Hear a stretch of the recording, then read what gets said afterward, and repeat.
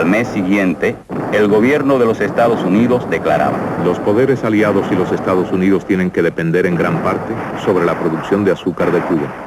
Toda alteración del orden que obstruya esa producción tendrá que considerarse como acto hostil hacia el gobierno de los Estados Unidos.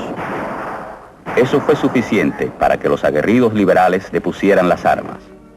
José Miguel Gómez no avanza sobre La Habana, se entrega a las autoridades. Años más tarde, los restos de los muertos anónimos que cayeron en combates y escaramuzas contra el ejército serían exhumados. Para ellos era la continuación de una trágica farsa. Como se ve, los acompaña la banda del Ejército Nacional.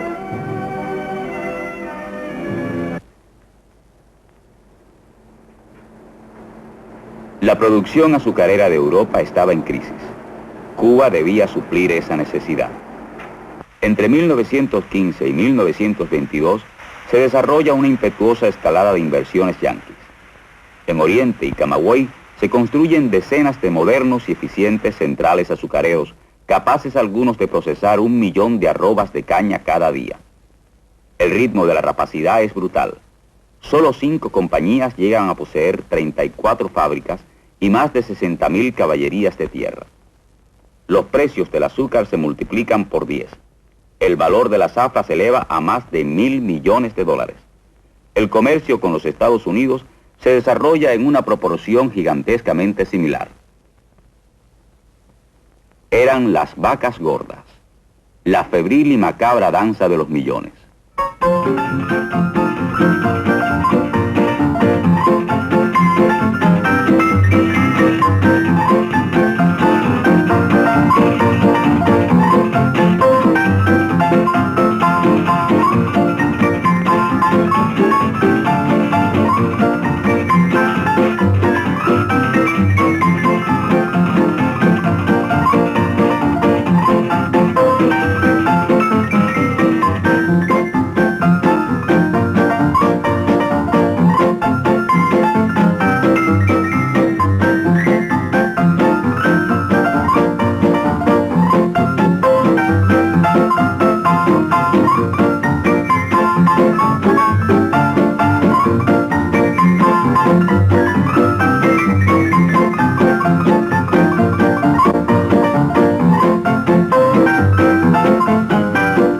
De pronto, la crisis.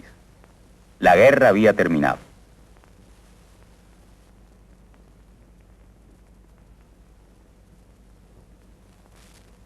Europa comenzaba a recuperarse. El mercado reducía drásticamente sus cifras. En un solo año, 1920, el precio de la libra de azúcar bajó de 22 centavos a 3. Era el fin de la fiesta.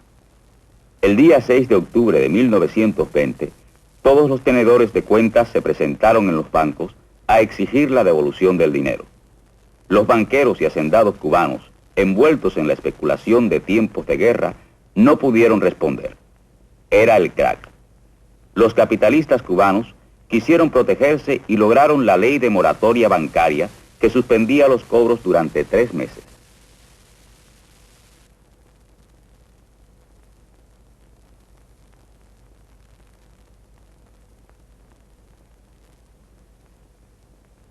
El Departamento de Estado yanqui protestó y envió a Cuba al general Enoch H. Crowder para realizar una asesoría financiera. En enero de 1921 se aprobaba la ley del cese de la moratoria. Los bancos cubanos quebraron. Se aprobó la ley de liquidación bancaria que legalizaba el paso de la banca y la industria nacional a manos del capital financiero yanqui. Continuaba con nuevo ritmo otra fiesta. Las inversiones yanquis subieron a 1.200 millones en 1921. Las 3/4 partes de la industria azucarera estaban en sus manos y esto equivalía al 17% del territorio nacional. La población cubana había crecido al extraordinario ritmo de más de un 35% por década. Y así era como crecía. De cada 100 habitantes, 53 eran analfabetos. De cada 215 niños que comenzaban la escuela primaria, solo 1 completaba su instrucción. Para quienes no pudieron bailarla, La danza de los millones fue una locura trágica. Obreros y campesinos sufrieron el alza del costo de la vida impuesta por la especulación. El movimiento obrero respondió con una ola de huelgas y calificó a Menocal como el Kaiser de Cuba. El Congreso Nacional Obrero envió en 1920 un mensaje a la Revolución Rusa que, dirigida por el partido bolchevique y su jefe, Vladimir Ilich Lenin, estaba resistiendo las presiones y los ataques directos del capital internacional. Hasta esos combatientes lejanos llegó la voz de los trabajadores de Cuba. Esta comisión considera a la Rusia roja como un faro de luz, como ejemplo, guía y estímulo para las maltratadas muchedumbres obreras ansiosas de redención y justicia.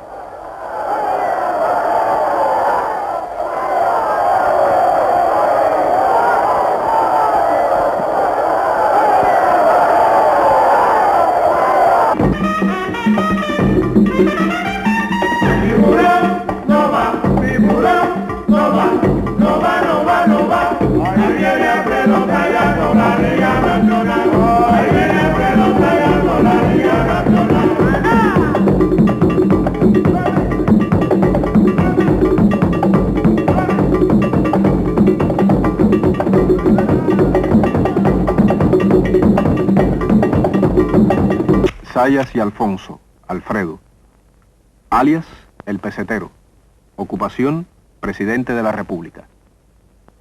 El gobierno de Zayas heredó y agudizó la secuela dejada por la crisis, a través de la cual el 79% de la industria había pasado a manos de los bancos norteamericanos. Esos mismos intereses financieros enviaron a Cuba nuevamente al inevitable Enoch H. Crowder, que traía en la cartera dos proyectos para reordenar los asuntos de la colonia. El primero, un empréstito de $48 millones con un interés del 5% anual. El segundo, moralizar la administración pública mediante la designación de un gabinete de la honradez, con secretarios totalmente obedientes a Washington. Era la época en que Eligio Sardiñas, Kid Chocolate, obtenía el campeonato mundial de peso pluma. José Raúl Capablanca, el de campeón mundial de ajedrez. Adolfo Luque, el de mejor lanzador de béisbol profesional en el mundo. Una nueva generación de revolucionarios trabajaba para producir una solución a la altura de la crisis. Rubén Martínez Villena encabeza la viril protesta de los 13 y trata de encauzar el movimiento de veteranos y patriotas hacia una acción insurreccional. Julio Antonio Mella funda la Federación Estudiantil Universitaria y la Universidad Popular Obrera José Martí. Dirige el primer Congreso Nacional Revolucionario de Estudiantes e impide que la Universidad de La Habana realice una infamia, la de otorgar el título de doctor honoris causa al procónsul Enoch H. Crowder. Otros sectores sociales solicitaban, a su manera, un mejoramiento de la situación. Aquí van algunos propietarios rurales pidiendo mayores oportunidades. Estaban dispuestos a apoyar al que los apoyara.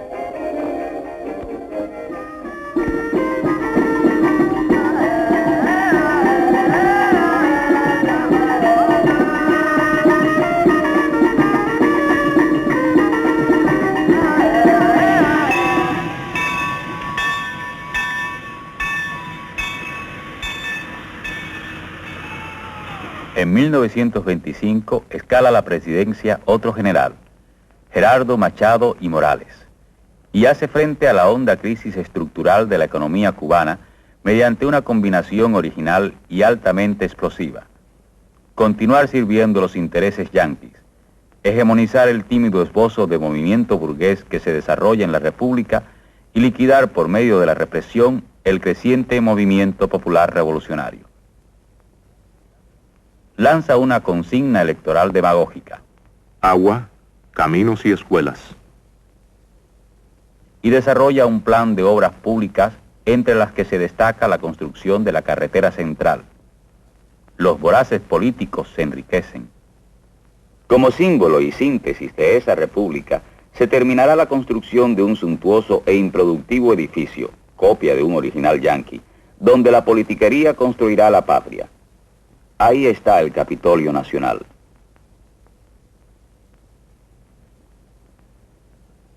Ante el auge de la lucha popular, Machado eleva el crimen político a categoría de gobierno, construye un presidio llamado irónicamente modelo y centraliza el poder en un estado policíaco que asesina por decenas a estudiantes y obreros.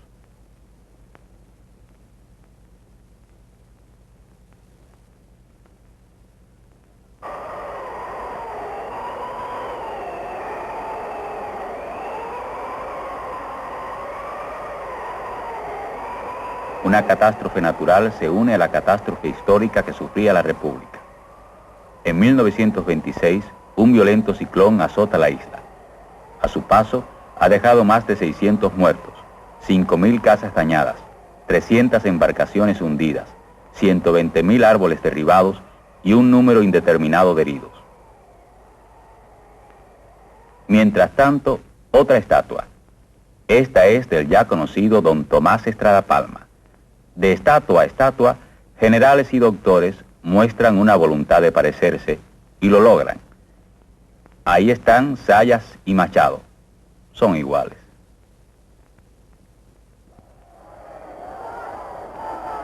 La clase obrera cubana emerge como una fuerza política independiente. En 1925 se fundan la Confederación Nacional Obrera y el Partido Comunista de Cuba. En ese esfuerzo se destaca Julio Antonio Mella, el revolucionario capaz de continuar la gran tarea antiimperialista propuesta por Martí y simbolizada por Sandino, generando las bases de la revolución cubana contemporánea. Machado responde ilegalizando al Partido Comunista y la FEU y deteniendo a Mella bajo la acusación de terrorista. Mella declara una huelga de hambre que pone en tensión a toda la isla. Machado anuncia su intención de reelegirse sin oposición. En respuesta se organiza el Directorio Estudiantil Universitario de 1927. Machado clausura la Universidad Popular José Martí y ocupa militarmente la Universidad de La Habana. Nuevos revolucionarios surgen. Antonio Guiteras Holmes. En 1928, el presidente Calvin Coolidge visita Cuba y da el espaldarazo a la prórroga de poderes que está preparando Machado. Es la primera visita de un presidente yanqui a la isla. El panamericanismo siembra un árbol y celebra su sexta conferencia en la que Estados Unidos busca apoyo para su intervencionismo en América Latina. La delegación de Machado declara: No nos podemos unir al coro general de no intervención, porque la palabra intervención en mi país ha sido palabra de gloria, de honor, de triunfo, de libertad. Ha sido la independencia. Machado da la espalda definitivamente al tímido apoyo de la burguesía cubana. Decreta zafra libre para complacer a los industriales yanquis. En 1929 se develó la tarja a las víctimas de la provocación del Maine y se alcanzó la segunda zafra de la historia. Pero en octubre de ese año se producía en Estados Unidos el crack bancario, reflejo de la honda crisis del capitalismo mundial.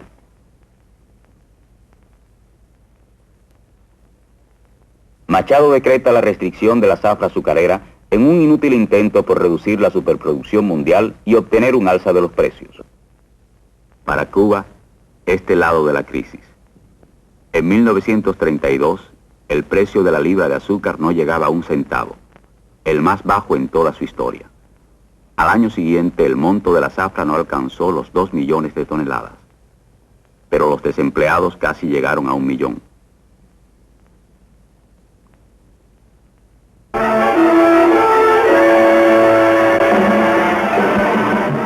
El asesinato de Mella, producido en México el 10 de enero de 1929, conmovió a la opinión continental. Heredero de Martí y de Marx, de Sandino y de Lenin, Mella descubrió la necesaria unidad del antiimperialismo y el socialismo en la revolución latinoamericana. Creó los instrumentos políticos idóneos para la lucha y mostró el camino de la entrega total a la revolución, dando la vida en el combate. Apenas un año después, el 20 de marzo de 1930, el partido de Mella, el Partido Comunista de Cuba, organiza una huelga general en la que participan más de 200.000 obreros. Su principal dirigente, Rubén Martínez Villena.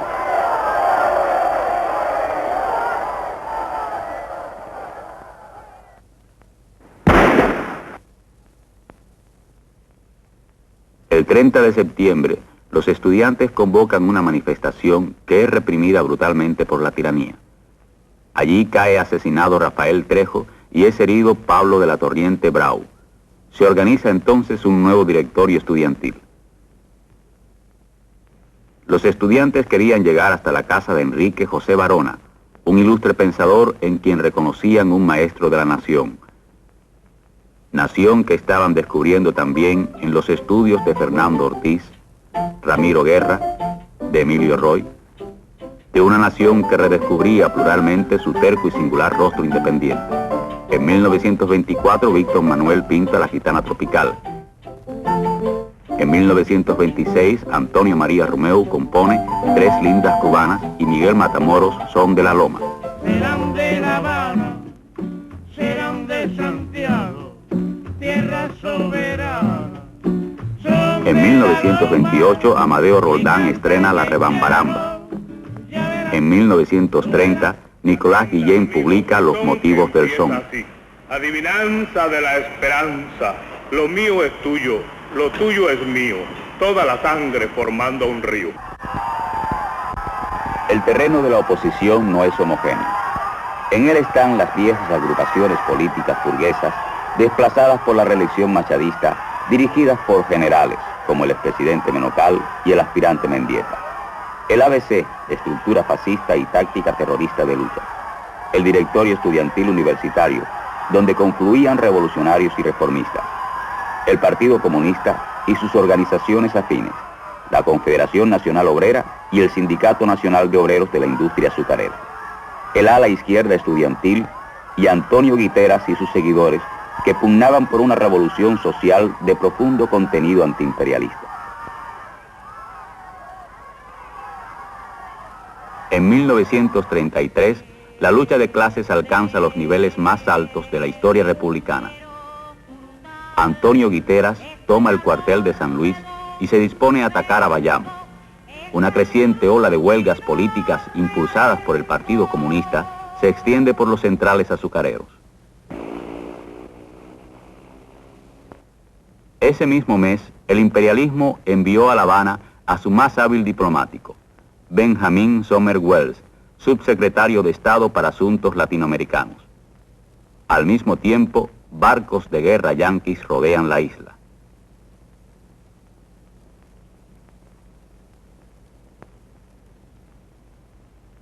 La diplomacia yanqui logró reducir a los representantes de la burguesía nacional entreguista mediante un expediente conocido: ofrecerle la redistribución del botín.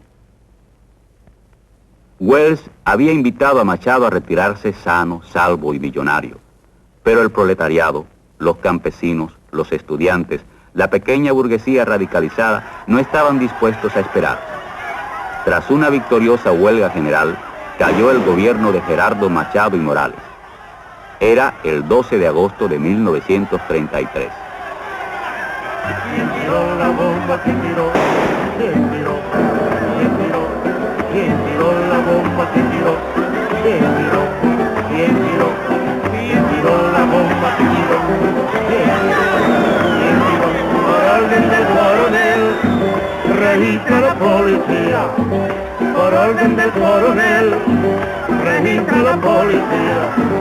Ya de noche bien de día, a ver si pueden saber quién tiró la bomba, quién tiró, quién tiró, quién tiró, quién tiró la bomba, quién tiró, quién tiró, quién tiró, quién tiró la bomba, quién tiró, quién tiró, quién tiró. El gran comerciante Chávez pregunta con mucho celo. El gran comerciante Chávez pregunta con mucho celo.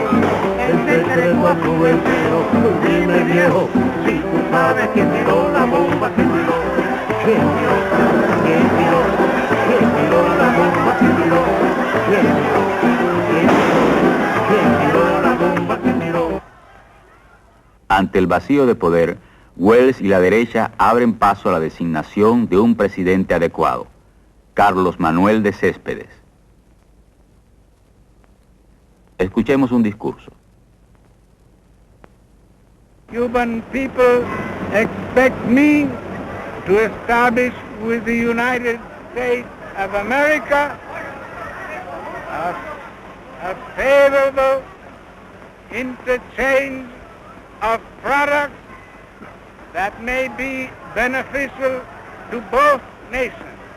Now that our political situation is absolutely guaranteed by my government and dedicated from now on and forever to the great cause of liberty.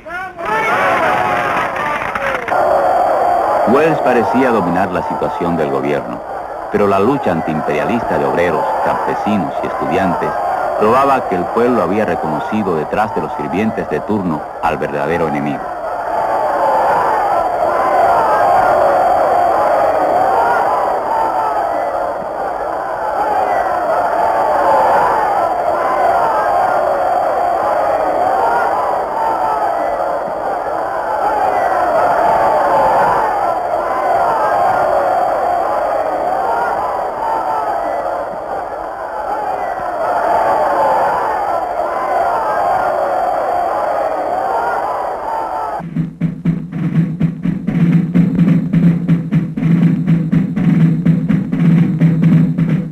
Las contradicciones acumuladas durante décadas estallan el 4 de septiembre de 1933 en un hecho inesperado.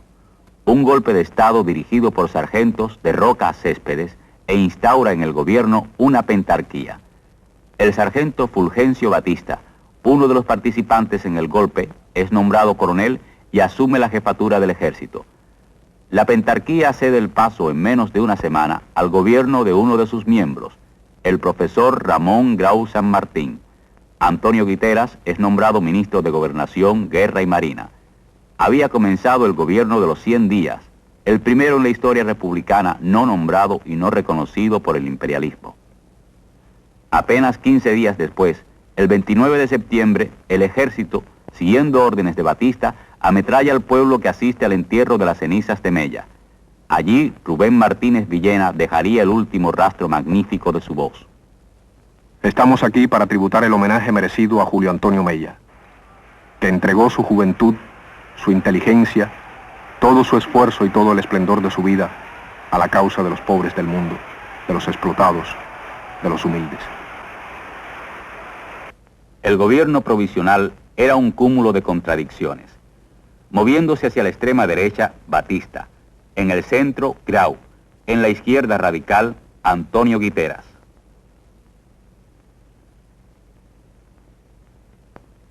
En menos de 5 meses, Guiteras interviene la compañía Yankee de electricidad, impone la jornada de 8 horas, el salario mínimo, la nacionalización del trabajo, disuelve los partidos políticos tradicionales, confisca las tierras y bienes de los machadistas y realiza un proyecto de reforma agraria.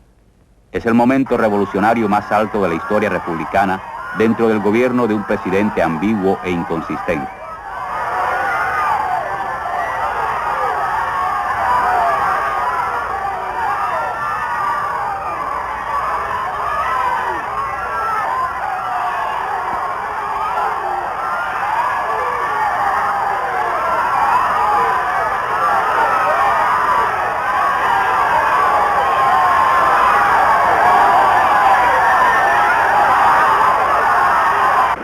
La derecha de viejo cuño ataca. Los oficiales del ejército, depuestos por el golpe del 4 de septiembre, se reúnen en el Hotel Nacional para hacer resistencia al gobierno de Grau Guiteras. El embajador Welles alienta esta jugada reaccionaria. Batista dirige el ataque al hotel que culmina con una masacre. Welles informa a Washington. Batista es el único que tiene el apoyo de las tropas y la acción decidida contra comunistas.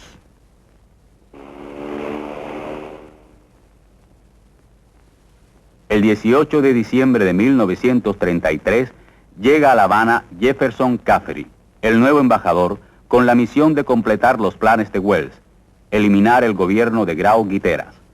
El ambiente en América Latina no es favorable al intervencionismo.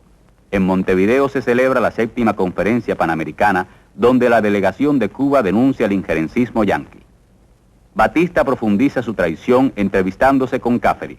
Guiteras insiste en separarlo del gobierno y amenaza con su renuncia si esto no se produce.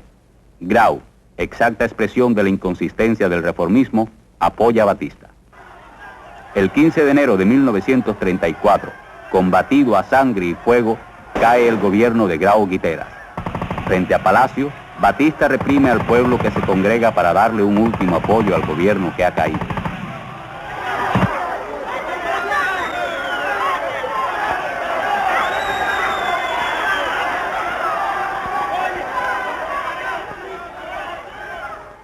Un día después, muere Rubén Martínez Villena, destrozado por la tuberculosis. Murió, Ha escrito Roa, obsedido por el destino de los campesinos y los obreros, por la revolución agraria y antiimperialista en desarrollo.